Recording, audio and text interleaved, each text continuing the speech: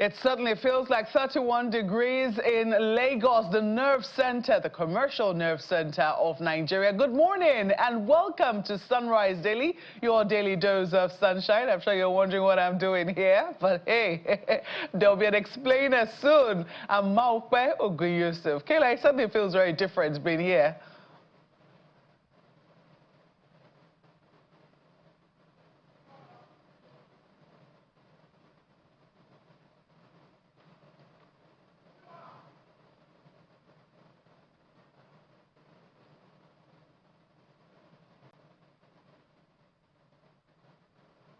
It is a cool 25 degrees. It's quite sunny this morning, Malkwe.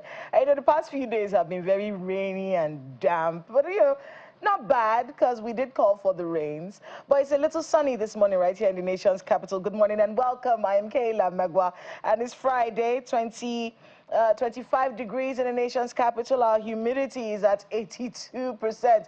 So get ready for a really hot day. But we hear it's going to be hotter where we're taking you this morning. And it's a place where tragedy has happened. But let's start off with this skyline, ladies and gentlemen. Welcome to Niger State.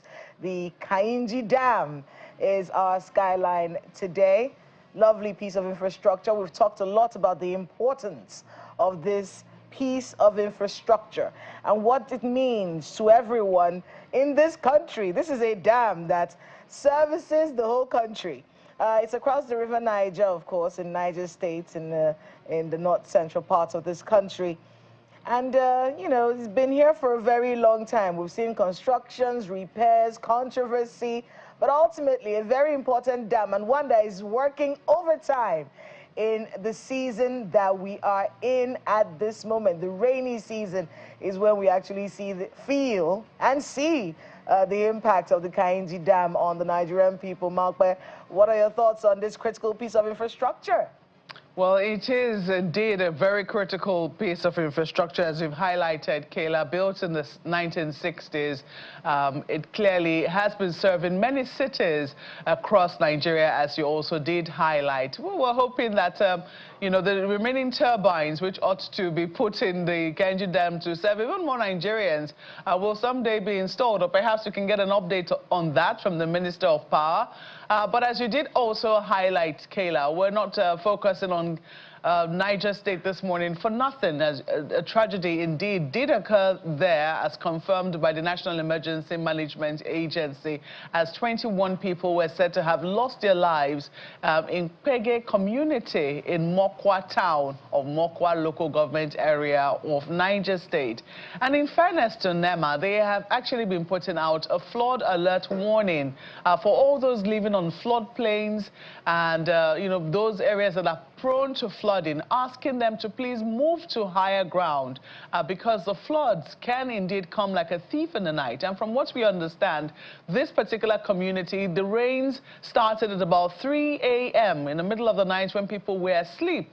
And before we knew what was happening, it swept away people, from their bedrooms, more or less, in the entire community. And now 21 people have been confirmed dead. A lot more are missing. NEMA is asking people to be vigilant.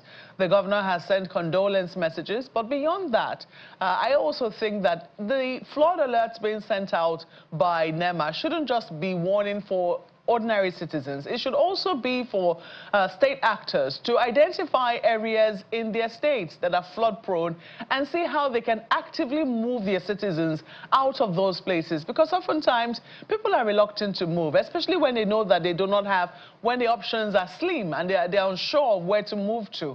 Some people say, well, is it better for you to die than to move? But the truth of the matter is sometimes people do need encouragement. They need to be educated for their own good. So I would say to the governors of the different states, local government chairmen, after all, we've also conducted local government elections, and a lot of them are occupying seats. By all means, they should identify places within their communities where they know those areas are flood prone, because as we were made to understand, this did not start in the daytime that would have given the people sufficient time to move out. But if they had the inkling that their area was also flood prone, perhaps this disaster might be averted. It's really a very sad situation that we've seen in Niger State, Kayla.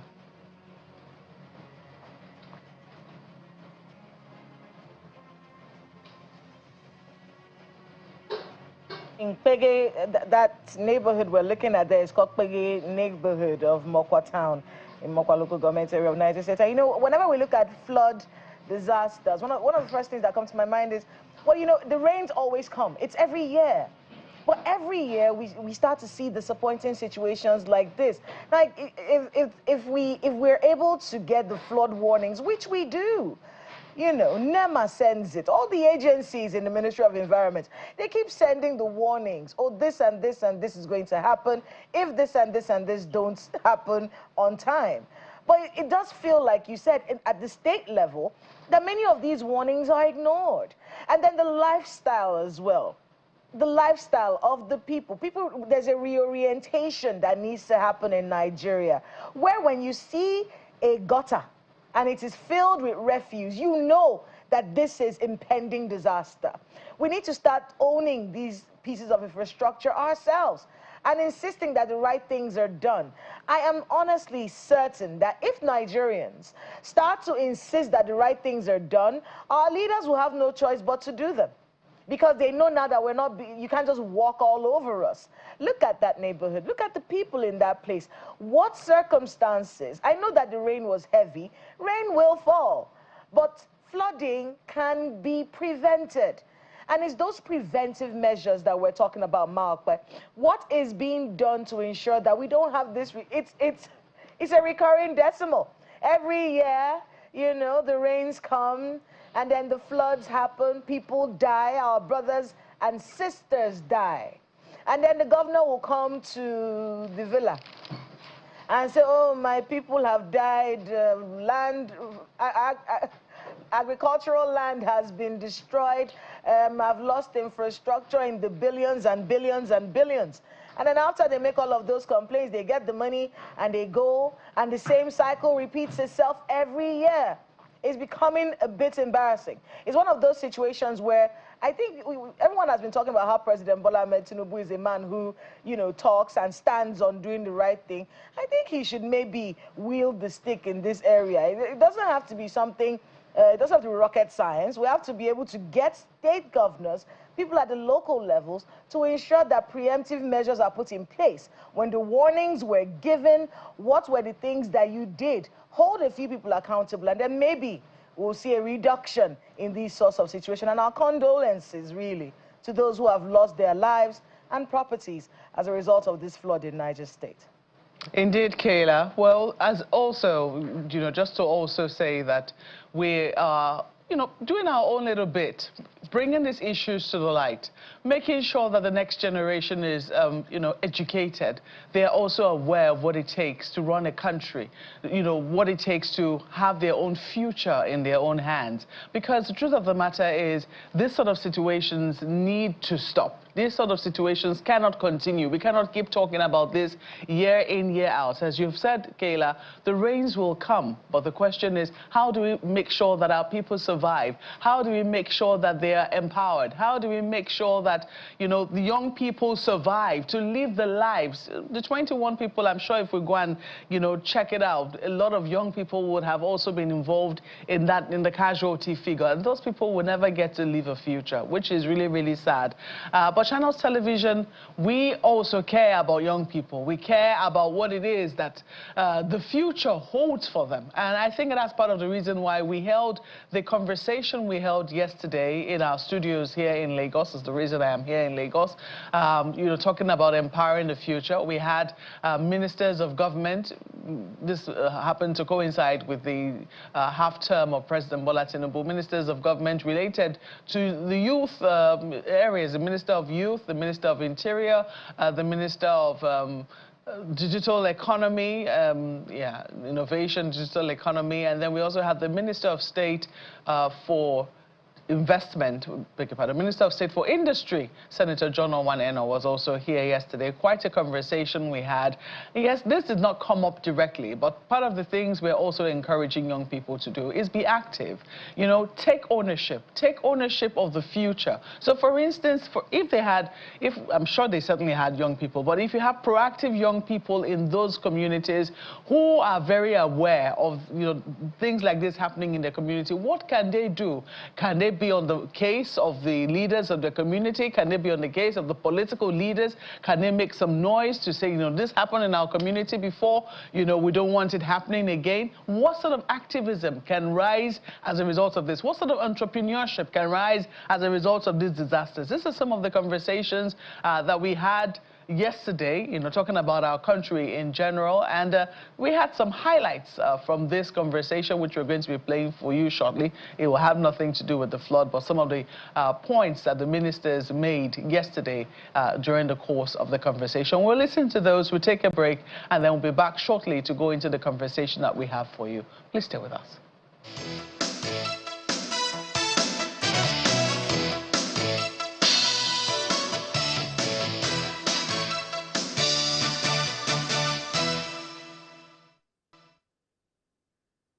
When people lose trust, it takes time to rebuild trust.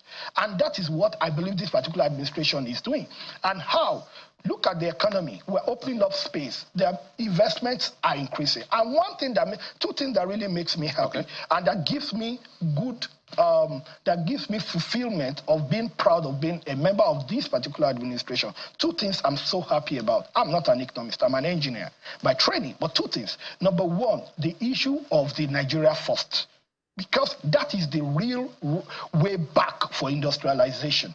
Because there is no way, if you do not legislate that, if you do not have that as a policy, there is no way that indigenous manufacturers will be able to compete with people coming from China, where there are cheaper labor, more there's electricity. So for us to be able to protect the what's it called, local industry, Nigeria first. That shows a president who is looking inwards and looking towards backward integration. Right. That's number one. Number two is, of course, the issue of the Naira for crude. You understand? Because for the first time, you can see that Dangote refinery and whatever, the prices of refined fuel is coming down, despite the fact that it's increasing or whatever in the international market. Why? Because today we are no more depending on issue of the exchange, and we are freeing a lot of pressure. And that is why you will see that Naira for a long time now has been stable, 1.5, 1.6, and whatever. So the key issue I'm just saying is this.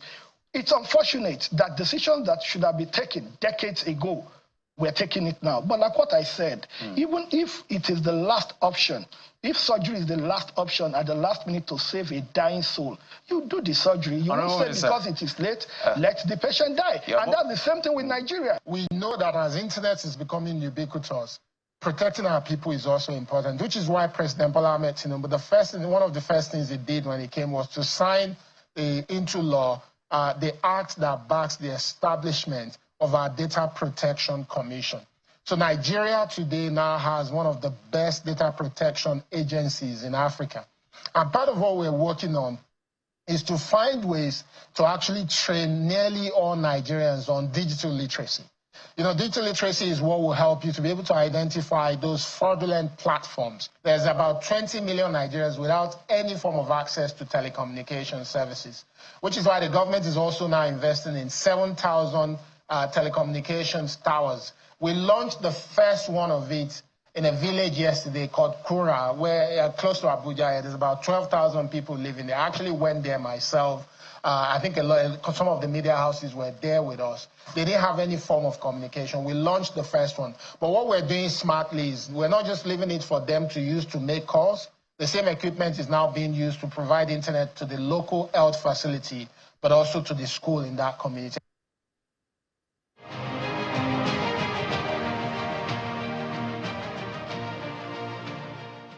It was a very interesting program yesterday. I think one of the things that stood out for me, at least, was looking at all those young people with questions about their country and looking at the hope in their eyes and hoping that someone looks at that and plans for them. The idea of our young people in this country not being privy to a government that works or having to enjoy anything from government sends shivers down my spine, because it makes me wonder what sort of adults we're going to have. Look at them asking pure questions. Oh, look at the young man that had the farm. You know, they still have the hope that their country will work. And we're hoping that the government of the country that they're in will take that into cognizance and ensure that their futures are secure. Joining us for the conversation about some of what happened yesterday and the state of our nation, as well as the second year of President Bola Ahmed Tinubu in office. We have Mr. Laolu Akonde, former presidential aide and host of Inside Sources. Thank you so much for being with us on the program. Good to see you again, Kayla. You saw those young people yesterday. Yeah. What came to your mind when you saw ideas? They had plans. Oh, I want to do this. What they were asking the minister, Bosun Tijani, what can I do? What kind of advice would you give me as a person who wants to go into farming? Oh, I mean, I want to try some IT. What can I do? How do we ensure that it is a safe space? What were your thoughts when you were hearing those children talk yesterday? Well, I mean, first to say how great and how fortunate and blessed Nigeria is with that demography, the fact that a significant portion, actually the largest portion of our population are young people, you know, with a lot of energy, youthfulness, innovation, ideas, you know, aspiration. That is a big deal. And I think, I mean, the more we are able to integrate them, the more we are able to support them, the more we are able to inspire them, the better for the country. I mean, so seeing some of them come out and the kind of engagement that you had with some of those ministers, quite encouraging. You know, there's still a lot more to be said and to be done, but I think it's a good thing that you're having this kind of a forum where, you know, the exchange of ideas can take place.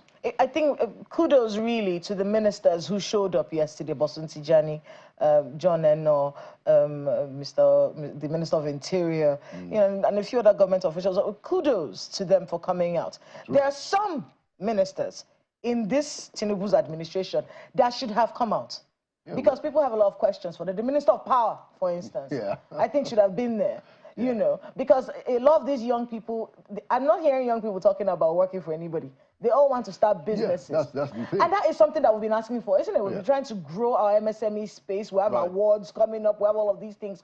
Nigeria is hosting the African MSME Awards this year. And all that. You know, so we're trying to open up that space. And these are the people who are going to come with stars in their eyes to open up that space. The Minister of Power should have been there, I think. You know, to explain how businesses will work, what are his plans for the sector, you know, and how these young people can benefit from his programs. I'm sure that, you know, he's not hiding, I imagine, you know, at some point, because power is very central, you know, to the whole idea of productivity, which is what I think all of this should be geared to. I mean, in the last 1 week on Inside Sources, we have been talking about some of the things that the administration can do as it marks second year, and the idea of energy is very central because you cannot find any country in history that is able to speed up its development, you know, without an optimal use of energy. So energy and power is very central to some of the things that has to happen. So I imagine that the minister and the other ministers, they still have a time to show up. I mean, we just need to encourage them, you know, not to be afraid to come out and speak to the press. It's just accountability. Yeah, absolutely. And because when we see you do your meetings, when we see you talk to the president, you always say, oh, we are doing this. Mr. President, we are working. Come and say it to the Nigerian people. Yeah, I mean, which is one thing that we must say of Mr. Nyesom Wike, in spite of, you know, no matter what you think political drama that he puts up on the national stage, you must give Wike the credit that Wike gets out there and talks, you know, engages the media regularly, you know. So it would be nice to see ministers such as Power also come out, and more of them, especially about this time, to try and talk to Nigerian people as to what they are doing. Speaking of the ministers in the Tinubu administration, he's been 2 years in office. A lot has happened to this cabinet of his. He's reshuffled it, he's moved it around, moved one person from here to here. How would you assess this cabinet? Should he reshuffle it again? Many people are saying there are some people that should go. There are some people that are not, you know, giving us the bang for our buck. And maybe if he wants to really leave this legacy, because he comes off as someone who wants to leave a legacy of the presidents where this and this happened while I was in, which is a good thing. But to get that job done, are these the men and women? You know, I think that that is an issue, you know, and you have to let the president just do what he thinks is right. I believe that there are quite a number of, you know, performing ministers in this administration, you know, but there are also those who are, you know, not really pulling their weight. You know, I'm sure that the president will have, you know, all the details. I mean, you know that there is this assessment and evaluation under Ajia Adiza, you know, where Nigerians are even able to comment. And I'm sure that the president will have all those information. What I think that is more important that I would like to highlight is that there needs to be a more effective coordination of government business. You know, right now, you find that there are a lot of presidential directives, you know, that is taking so long for them to be implemented. You know, that has to be sorted out. Secondly, the government ought to pay attention on how to create real impact. Some of the achievements that they have recorded are underreported, and, you know, they are not able to show the people. Now, there's still a lot to be done. There's still a lot of challenges. But even some of the steps that they have advanced, you don't see the impact properly demonstrated. And that goes to the question of trust. If people can't see the result, if you cannot show the result in transparent form, then people will continue to question whether indeed you are doing anything. And, you know, just like the Financial Times said, you know, there's still a lot of pain in the land. There's still a lot of economic challenges, but Financial Times even agreed, and I think that is the right position, that the president should stick to some of those bold reforms. But there must be attention paid to the question of poverty alleviation. Before these things germinate and deliver the goods, what are we doing to the people that are on the lower rungs of the ladder? Very, very important thing. And those economic policies of the president, really, one of the questions people have had is, you know, articulate the, let's be clear on what we're doing. Although it's beginning to be clear that President Bola Ahmed Tinubu doesn't deal in absolutes. He tries this as much as we can, see what we can get from that, and then try this. It does feel that way when you look at his economic policies. Right. Case in point, the free market conversation, you know. So we're not really there where we're taking away all subsidies away from things. Right, but, you know, to a large extent, a lot of the subsidies will be removed, which will definitely ripple down to what we're dealing with right now. Right. And he's explained this is supposed to create a clearer picture of who we are, where we stand, and how we can actually build our economy. Makes sense. Right. But, you know, the communication of it and the cushion, to cushion the impact, something as hard as that would have on the Nigerian people is something that we're still struggling with. At least he's still struggling with in the minds of many. Right. And that is where I think the Minister for Poverty Alleviation, you know, really needs to up his game, and also the coordinating Minister of the Economy, who is also playing a role in trying to release the funds. I think that the Tinubu administration may have been doing quite a bit in the area of social investment and, you know, poverty alleviation, but we haven't seen a lot of that out there, you know, and so the impression is still maintained as if the government is not sensitive to the pains, you know, and Mr. President must consider that as a very important thing to do. Keep showing us that you are concerned about the difficulties, not by only what you say, but show us what your government is doing. It doesn't matter if you can reach 20 million people, you know, because of the lean resources, but show us the 5 million, where are they? The 7 million, where are they? The 10 million, where are they? Show us, you know, so that those who have not been reached, we have expectation and hope that if these people have been reached somewhere down the line soon, I will also be rich. It helps the government to build trust. Before we move on, before I pass you on to Mount, I want you to be able to talk about anti-corruption under the Tinubu administration for the past 2 years. Subsidy has been removed. Yeah.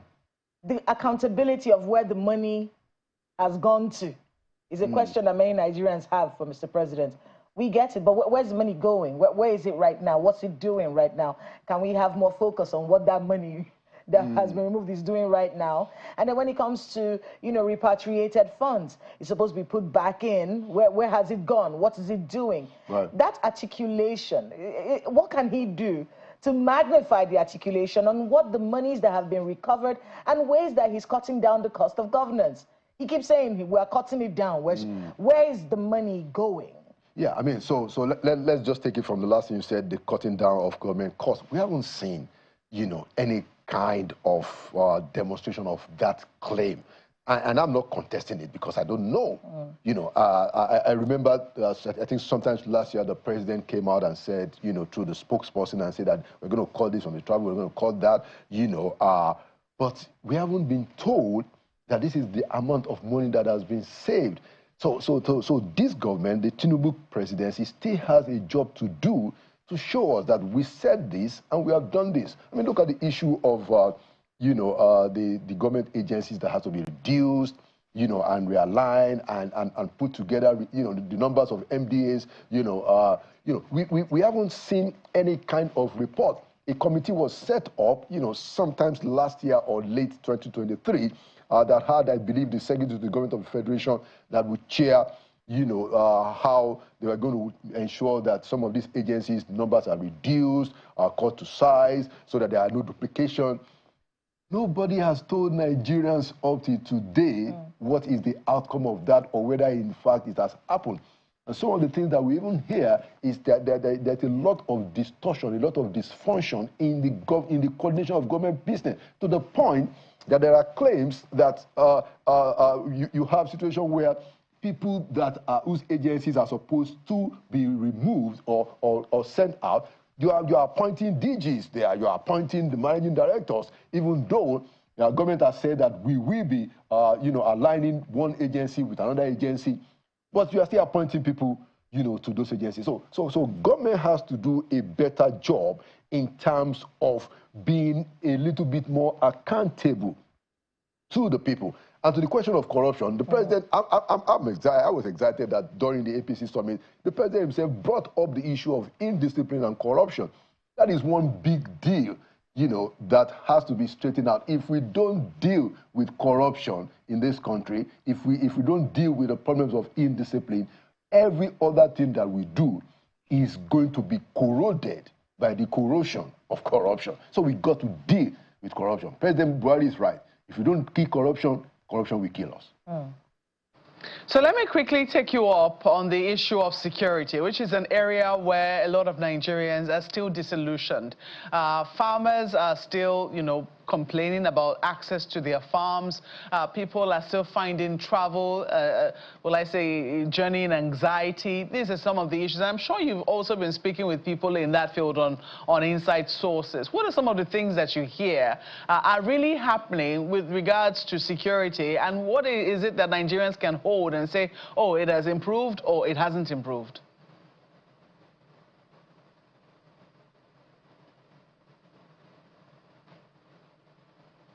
Okay, thank you, Markwe, and it's good to see you back in Lagos. So I think the point about insecurity and security is that, yes, just like the NSA showed us during the National Summit, there has been quite a bit of increased activity, a rise in the effort and improvement in the effort of the government and the security agencies, the military, to deal with kidnapping, to deal with banditry, to deal with insurgency. But it's still falling short. It's still falling short. We are having a resurgence in Borno, okay? The killings in Benue and Plateau, there are no accountability, no justice. Nobody is telling us about those who have been arrested. So those are still sticking points. I mean, and those are very important, worries that Nigerians continue to express. Okay, so some of the things that I have picked up, with some of my guests on Inside Sources, and by the way, you have a lot of people, your guests say, well, look, we don't want to say this in the open, this is the kind of stuff.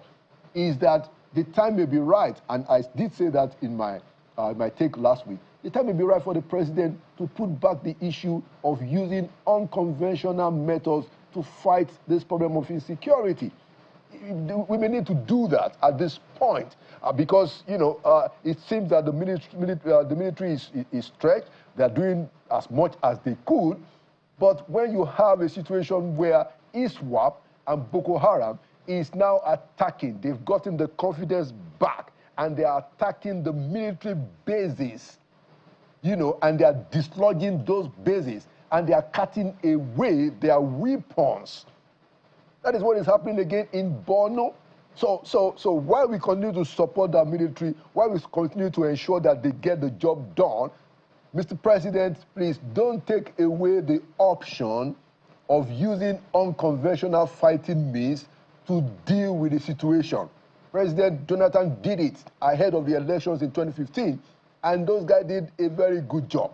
We need that stability, and we need to have that help for the military. The other thing about security is that we need to increase the numbers of the troops, be they military or police.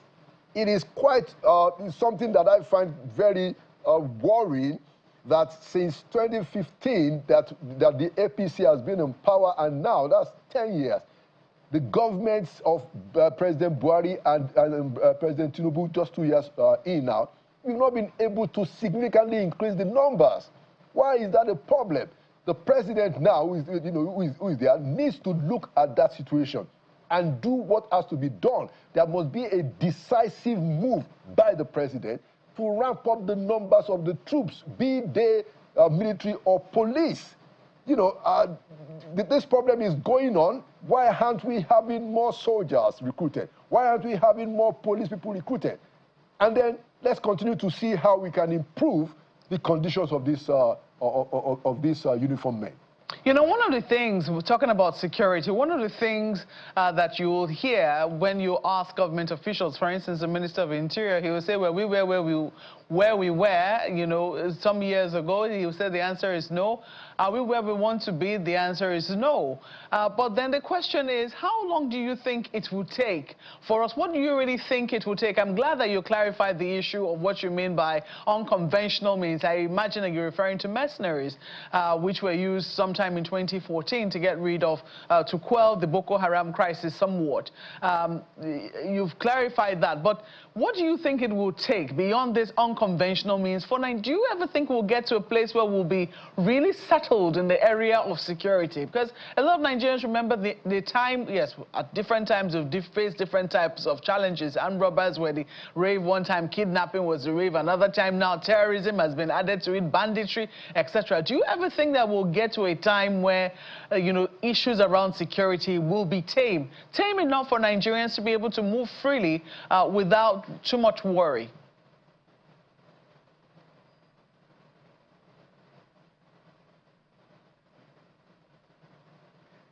Yeah, I mean, I do believe and hope and pray that that day will come when, you know, those problems will be significantly dealt with. And we do have the ability to make it happen. We do have it. You know, I remember during the presidential campaign, then the presidential candidate did, you know, mention the fact of how this problem can be solved, especially on how the numbers will be ramped up. That is one thing that we can do that we haven't managed to do. And that's why we're saying that all it will take is for the president to become more decisive. Now, I do have an inside track that the president is really, really concerned about the security situation, and he really wants to get it sorted. You know, I think we have enough information about that. But what will be required is the president to take those tough decisions, to ensure, for instance, that whatever may be the obstacles in the way people are, the troops are hired, you know, is removed, and to take a hard look at the prevalence of the trouble spots in the country and compare it with the capacity of our security agencies and determine whether for a limited amount of time we need to use unconventional means to deal with the situation. Because what is important is the welfare and the security of the Nigerian people. Now, those are the areas that I think that the president needs to really sit down and just become more decisive. And we have seen that this president can take decisions, he can take bold decisions, he can take tough decisions. We are hoping and praying that on this issue of the security, the president will put his foot down and do what has to be done which we have not managed to do over the years. The options are very clear. Mr. Akande, let me, well, I'm glad you've done with your thoughts there, but let me quickly chip in this. Whatever happened to the conversation around state police? 1 minute it seemed like we're all but set to go down that route, and all of a sudden it looks like the conversation is in abeyance. No one is talking about it anymore. Do you think that we need to put a little more fire at the feet of the governors to find out what exactly their position is with regards to state police?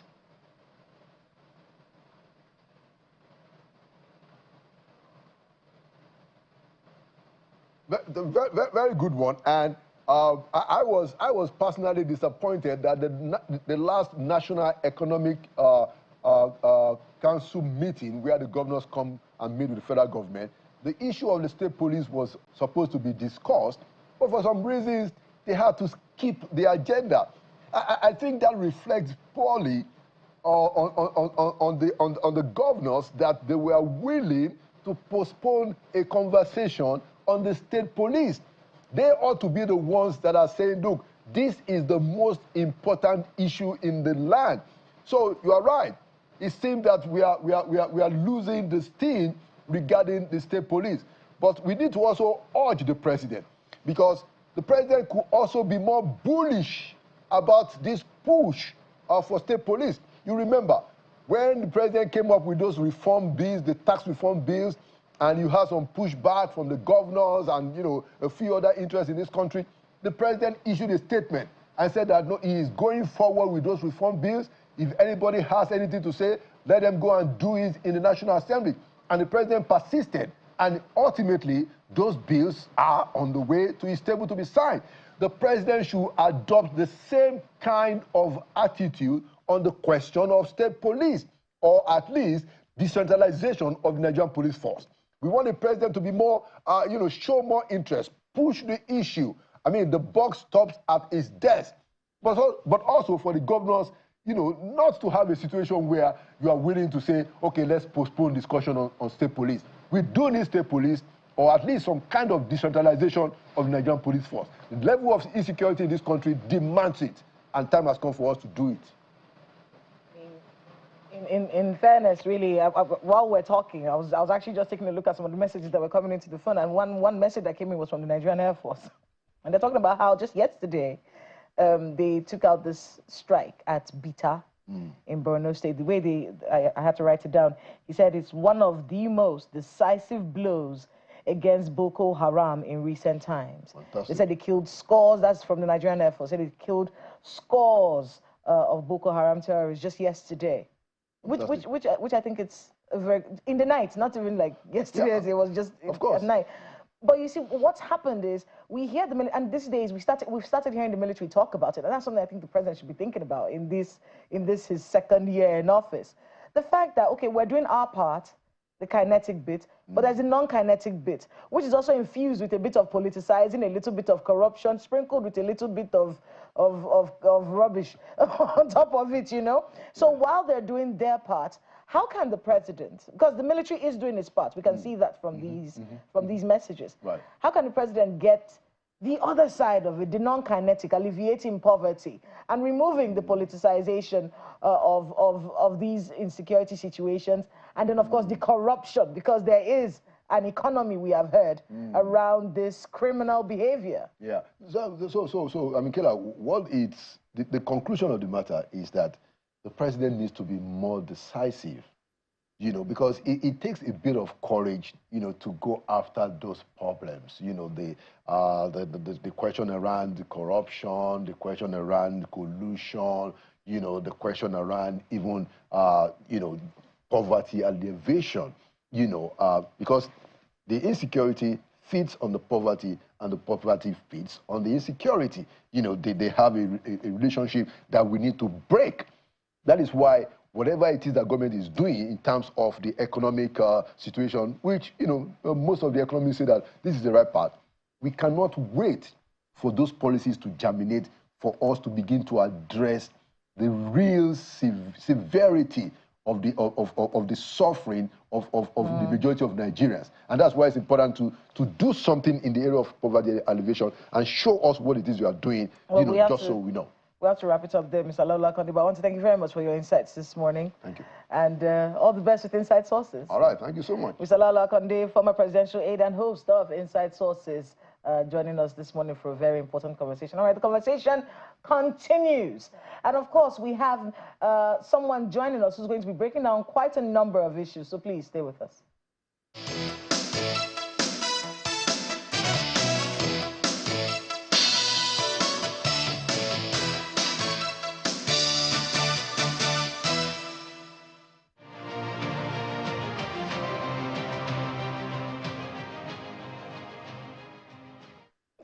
Mr. Hamza Lawal joins us this morning well, we're going to have a brief conversation with him really on the state of our nation with all the conversations going on. Mr. Hamza, thank you so much for being with us, Chief Executive of Connected Developments. Thanks again for being with us on Sunrise Daily. Thank you for having me, Kate. So you've been hearing our conversation. We started off with talking about the floods in Niger, moved on to the state of our nation, to the conversation about young people. It's been 2 years of the Tinubu administration. What are your thoughts on how he's handling the people of this country? Because you come from the civic space. Well, I think that our democracy is still evolving, and if you want me to score President Tinubu on his midterm, I would give him 65. I give him 65 because, one, he has paid back monies that was collected in 2020 during COVID to cushion the effect of COVID-19 back to one of our lenders. I've seen young people integrated in politics, given appointment, even at cabinet level, both women and men. And when I say young people, I mean young people. For the first time, we have a minister of youth that is actually young, unlike previously when we have older people who are saddled with the responsibility of that ministry. I've seen improved security, and I've seen better coordination between the Office of the National Security Advisor and other security agencies. I've seen openness in terms of even sharing budget information and engagement. I've seen engagement in the sense that when we have our town hall meetings and different engagement, we see representatives from government MDAs. They don't just attend like previously and say, oh, we're directed to attend. Now they attend, they speak, they share insight. I've also seen where we're doing joint advocacy and also joint monitoring with the National Assembly, where we've built a tool called NomTrack on nomination and tracking on constituency projects. I've seen coordinated efforts between anti-corruption agency, particularly the Independent Corrupt Practices and Other Related Offences Commission, and the Economic and Financial Crimes Commission, where they're now synergy in how they investigate, how they prosecute, and ensure that they tackle corruption. It gives hope, it gives faith.